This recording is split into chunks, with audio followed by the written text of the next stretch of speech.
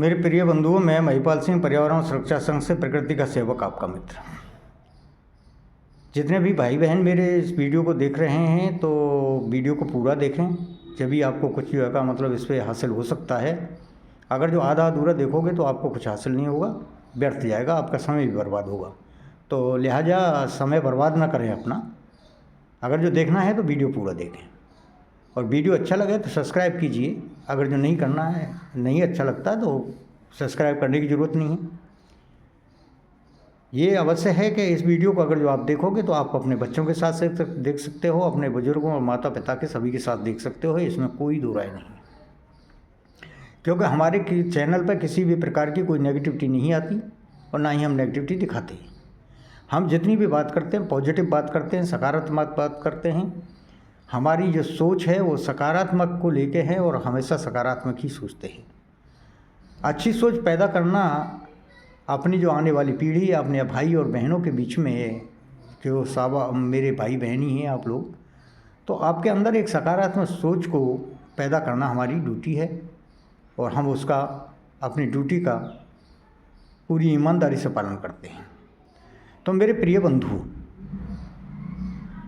बहनों, मैं आप सभी के बीच में आज जो टॉपिक लेके आया हूँ वो टॉपिक है कि इंसान खुद अपने पतन का जिम्मेदार होता है।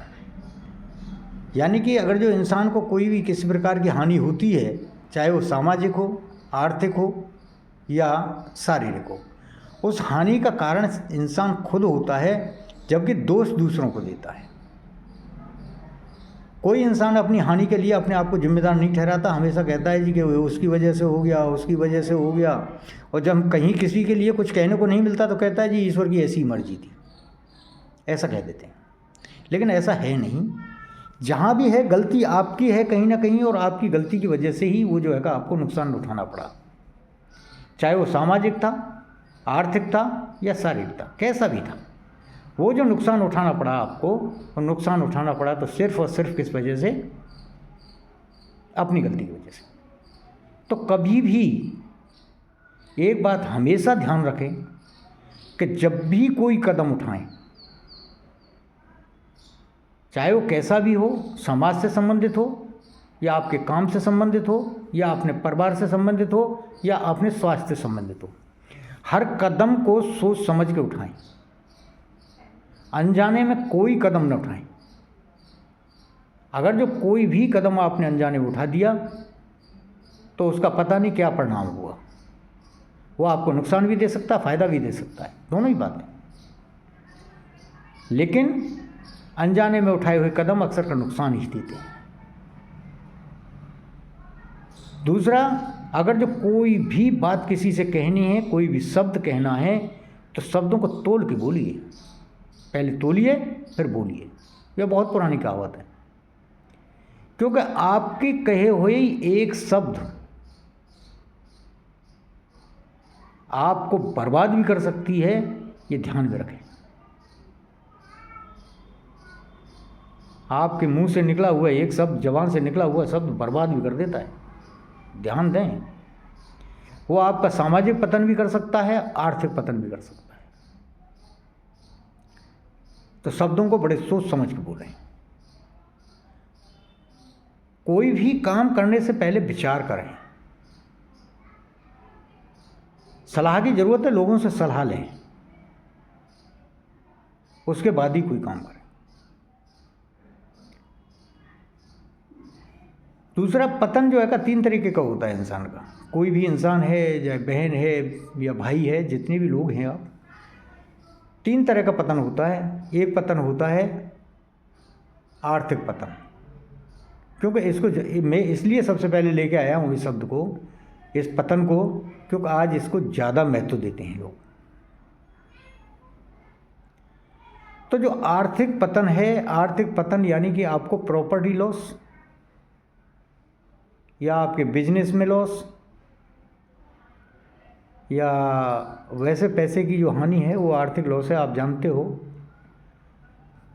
दूसरा होता है शारीरिक लॉस। शारीरिक लॉस यानी कि आपके स्वास्थ्य में जो है का परेशानी, बीमार होना, या जान जोखिम में जाना या जान चली जाना,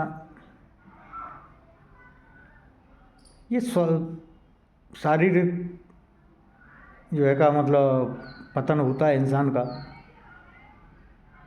और तीसरा पतन होता है सामाजिक पतन।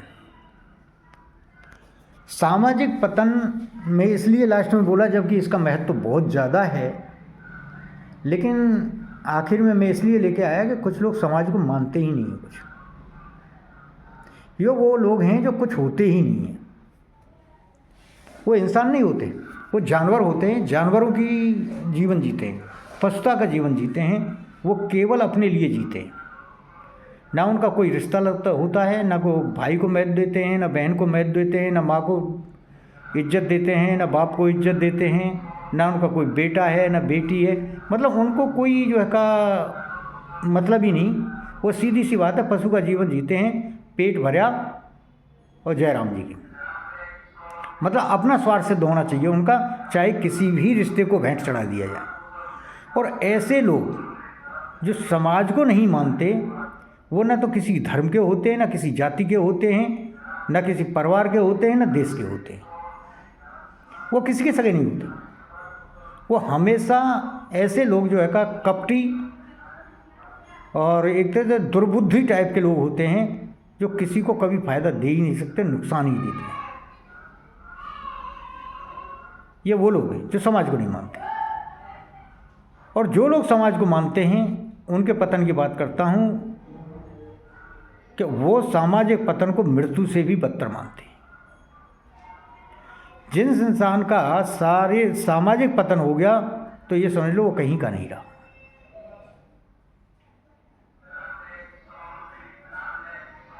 तो ऐसे लोगों को जो समाज को मानते हैं, अगर जो पशु का जीवन जीने वाले हैं, पशु हैं, तो उनसे तो कोई मतलब ही नहीं हो, तो छोड़ ही दीजिए, उनके बारे में तो बात ही करना व्यर्थ है।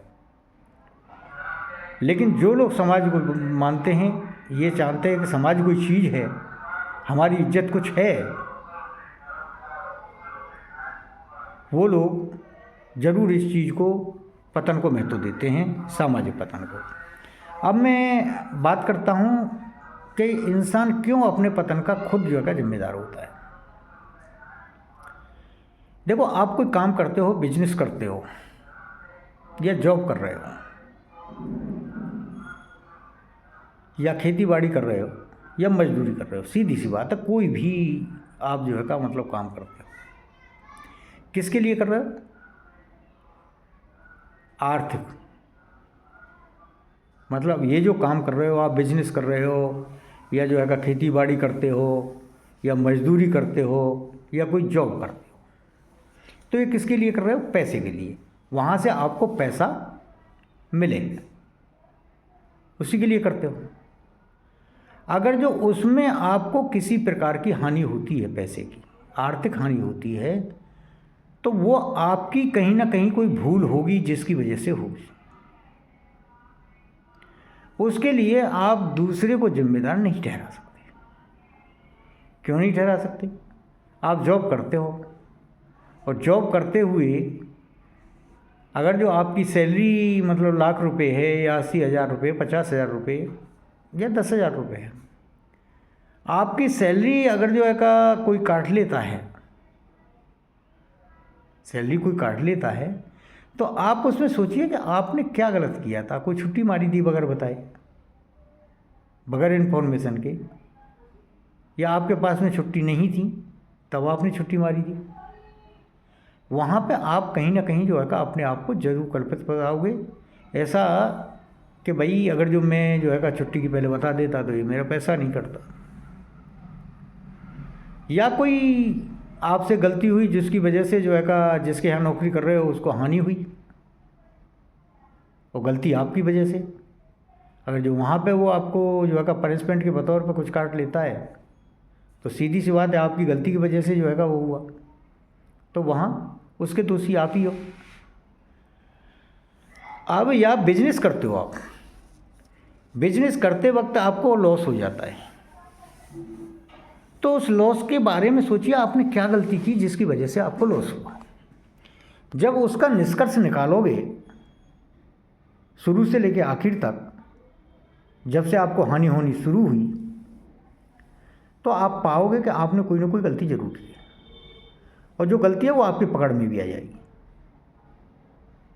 उसका कारण आप ही मिलोगे, कोई दूसरा नहीं मिलेगा।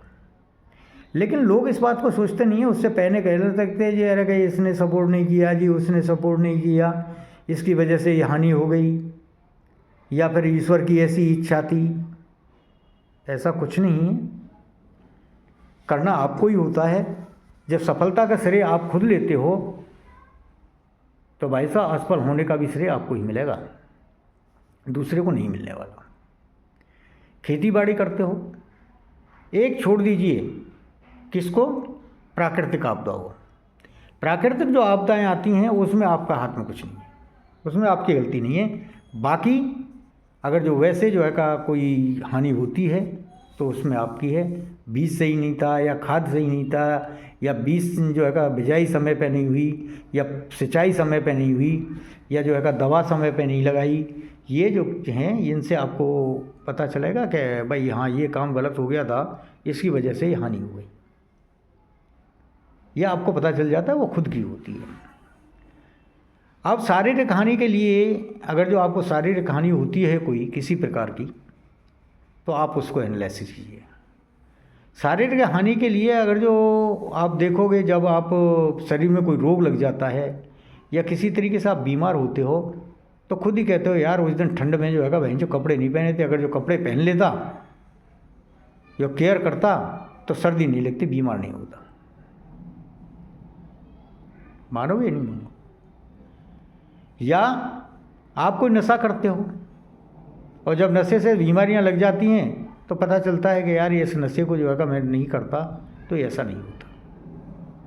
या अब जो बीमारियां कैंसर वगैरह की जो बीमारी हैं वो पॉल्यूशन की वजह से हो रही हैं। यहाँ पे भी खुद ही दोषी हो आप। क्यों? कि पॉल्यूशन को रोकने के लिए आपने अपने द्वारा किया हुआ पॉल्यूशन ही कंट्रोल आप नहीं कर रहे हो, तो खामियाजा कौन भुगतेगा? खुद ही भुगतने वाले हो ना। ये जो शारीरिक हानि होगी ये आपकी वजह से हो, इसका भी कारण आप ही हो। अब चलते हैं सामाजिक पतन की तरफ। जिन लोगों का सामाजिक पतन होता है,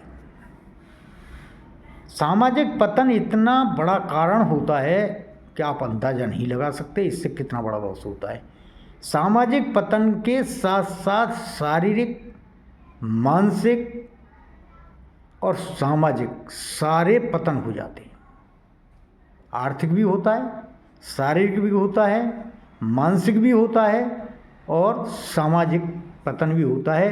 सामाजिक पतन का मतलब है आप सब तरीके से बर्बाद हो गए, और इसमें केवल जो है का आपके शब्दों का हेरफेर है, आपके क्रियाकलाप ही हैं, कोई दूसरा कारण नहीं है। सामाजिक पतन वो पतन है जो इंसान को कहीं का नहीं छोड़ता। तो इस सामाजिक पतन से बचने के लिए आपको अपने एक एक शब्द को, अपने एक एक क्रियाकलाप को एनालिसिस करना होगा। आपको पता चलेगा कि ऐसा क्यों हुआ। इस सामाजिक पतन की वजह से कितनी जानें जाती हैं, कितनी आत्महत्याएं होती हैं, कितने घर बर्बाद होते हैं, उजड़ जाते हैं सामाजिक पतन की वजह से, और एक छोटी सी भूल की वजह से। जहाँ रिश्तों को महत्व नहीं दिया जाता,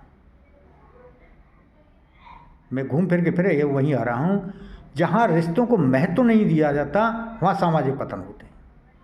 जहाँ रिश्तों को महत्व दिया जाता है वहाँ सामाजिक पतन कभी नहीं हुआ। सामाजिक पतन का मतलब ये होता है कि आपके क्रियाकलाप, आपने कोई दुष्कर्म किया, किसी की बहन बेटी के साथ में बेइज्जती, बदतमीजी की, सामाजिक पतन हो जाएगा। अरे बहुत गंदे लोग हैं यार, किसी की बहन बेटी को जो है इज्जत नहीं देते, गए काम से, आपसे लोग संबंध रखना छोड़ देंगे, आपके पास बैठना छोड़ बंद कर देंगे, आपके साथ काम करना बंद कर देंगे। और अगर जो आपने ऐसा दुष्कर्म कर दिया जो दंड के भागीदार हो, तो सामाजिक पतन तो वो तो हो ही गया। तो फिर भाई साहब जो है केस भी लड़ना पड़ेगा, और हो सकता है कि अगर जो ज़्यादा बड़ा दुष्कर्म है तो फांसी भी हो जाए, यानी शारीरिक हानि भी हो जाए, नष्ट हो जाओ, बर्बाद हो जाओ, हर तरीके से बर्बाद हो जाएगा, शारीरिक हानि भी होगी। या आपने कोई जो है का मतलब इस तरीके से आपका व्यवहार ऐसा बन जाए जो लोग ये कहने लगे यार ये तो समाज में बैठने काबिल नहीं है, बदतमीज लोग हैं, इसके क्यों मुँह लगते हो। और आप किसी से झगड़ा करो तो आपकी सपोर्ट के लिए कोई नहीं आएगा, आप पिट जाओगे, हाथ पैर टूट जाएगा और जान भी जा सकती है, क्योंकि कोई नहीं। दूसरा, अगर जो सामाजिक से समाज से जो लोग कट जाते हैं, उन्हें किसी प्रकार की मदद की ज़रूरत पड़ती है, जब मतलब कोई आपदा आ जाए, तो उसमें आपके साथ कोई नहीं होगा। क्यों, असामाजिक लोगों के साथ में कौन जुड़ने वाला है। तुम किसी के सगे नहीं तो तुम्हारा कौन सगा होगा। ये किसकी गलती की वजह से, केवल आपकी गलती की वजह से। इसके लिए कुछ लोग जो है का पत्नी को दोष देते हैं, जी ये जो है का हम नहीं मानती हमारी, इसकी वजह से ऐसा हो गया। कुछ लोग कहते हैं कि जो है का बेटा किसी काम का नहीं है, इसकी वजह से हो गया। कोई कहता है कि जो है का मतलब बेटी ने जो है का हमें नीचा दिखा दिया, कोई कहता भाई ने नीचा दिखा दिया। अरे भाई साहब, जब वो ऐसा गलत घिनौना कोई काम कर रहे थे तो आपने उन्हें रोका क्यों नहीं, वहाँ मुख क्यों थे आप। अगर जो आपने वहाँ उन्हें रोक दिया होता तो शायद इस पतन का सामना आपको नहीं करना पड़ता। चुप रहना है, जब तक रहो जब तक कि जगह चुप्पी की वजह से कोई आपको नुकसान नहीं हो रहा है। लेकिन जब आपको लगे कि आपको जो है चुप रहने से और बहुत बड़ी जो है त्रासदी आने वाली है, मेरा परिवार बिखर जाएगा, समाज में मेरी इज्जत चली जाएगी या मेरे को आर्थिक लॉस हो जाएगा, तो आप चुप रहना व्यर्थ है। आप चुप मत रहिए, अब आपको बोलना होगा। फिर मत डरिए, क्यों कि जिसकी वजह से आप चुप थे वो तो हो गया या होने वाला है, तो फिर उसे क्यों ना रोका जाए।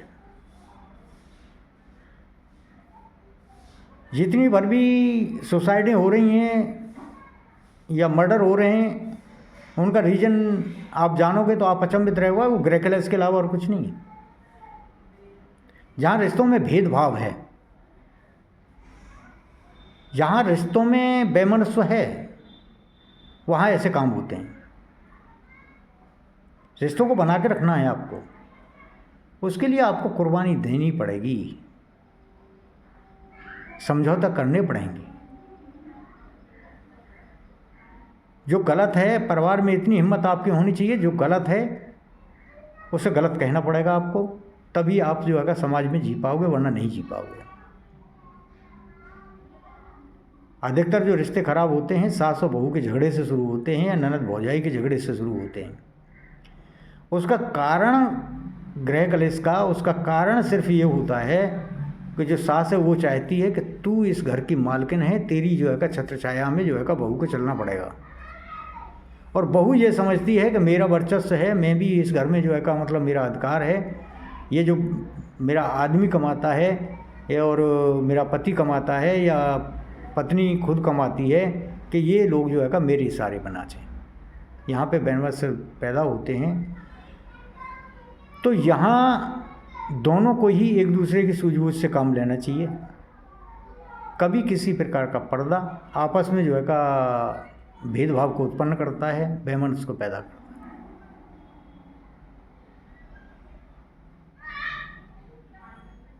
कुछ सासें चाहती हैं कि बेटी से अति प्रेम करेंगे और बहू को इज्जत नहीं देती।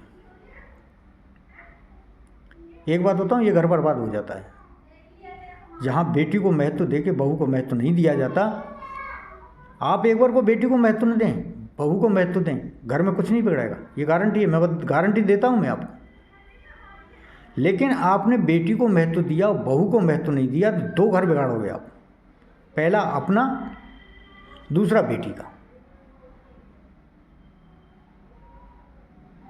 अगर जो आप बेटी को बहू से ज़्यादा महत्व देते हो तो दो घर बिगाड़ते हो, ये गारंटी देता हूँ मैं।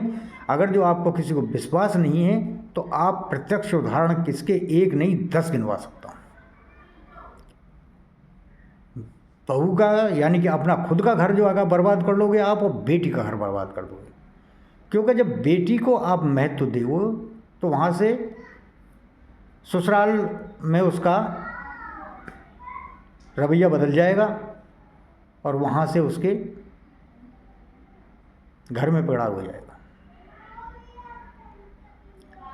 वो वहाँ वो घर बर्बाद हो गया और यहाँ आपका घर बर्बाद हो गया, क्योंकि आपने बहू को तो महत्व नहीं दिया।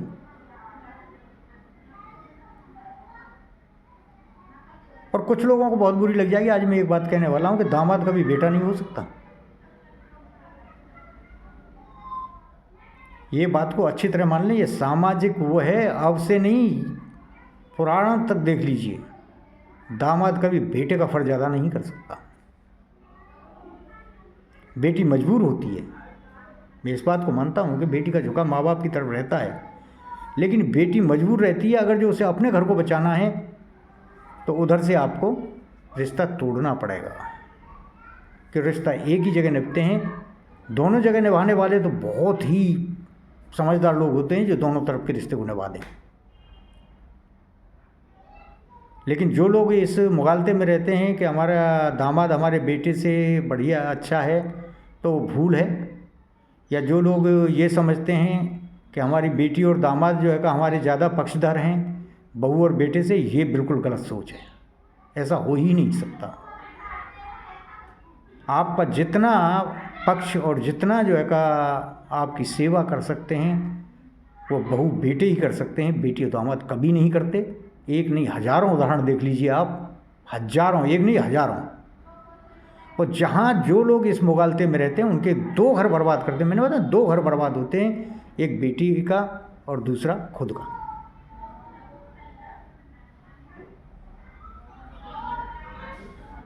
तो ऐसे लोगों को विशेष सावधान रहने की ज़रूरत है। और यहाँ से शुरू होता है सामाजिक पतन। जब इस तरीके का कारण होता है तो सामाजिक पतन शुरू होता है। सामाजिक पतन क्या है कि जब इस तरीके का वैमनस्य जो है का पैदा होता है तो बहू के दिमाग में जो है का एक घृणा आती है, एक नेगेटिविटी आती है। वही सेम कंडीशन जो है का बेटे के अंदर पैदा होती है, क्योंकि रोज़ाना का कलेश जो है का जीने नहीं देता। दिन भर काम करते हैं, काम करने के बाद में शाम को जो है का खाने पीने का समय हुआ, कलेश हो गया। सुबह जो है का जगह एक पॉजिटिव एनर्जी लेके, साथ के साथ सुबह सुबह कलेश हो गया, पूरा दिन खराब। ना खाना ना काम में मन लगेगा, दोनों तरफ से गए। काम में मन नहीं लगेगा, आर्थिक नुकसान हो गया। खाना नहीं खाओगे, शारीरिक नुकसान हो गया। दिमाग में टेंशन रहेगी, मानसिक संतुलन खो बैठोगे। तो ऐसे लोग नेगेटिव का शिकार होकर अधिकतर सुसाइड कर लेते हैं। सुसाइड करने वाले वही लोग हैं जो गृह कलेश से डरते हैं। गृह कलेश में जो लोग जो है जीते हैं वो सुसाइड के भागीदार होते हैं, वो सुसाइड करते हैं। और फिर सुसाइड करने के बाद में जो बर्बादी होती है वो अछूती नहीं है। जिस घर में सुसाइड होती है चाहे कोई भी करे, लेकिन वो भरपाई कभी होगी ही नहीं। वो ऐसा पतन कि सामाजिक भी, आर्थिक भी, शारीरिक भी, सारे पतन उसमें शामिल हो जाते हैं। तो मेरे भाइयों और मेरे बहनों, जितने भी लोग मुझे सुन रहे हैं, कृपा करके अपने पतन को रोकने के लिए अपने आप के क्रियाकलापों को सुधारो, अपनी गलतियों को सुधारो। अगर जो किसी क्षमा याचना करना है तो वो करो, लेकिन पतन से बच जाओगे, वरना नहीं बचोगे। जय प्रकृति, जय हिंद।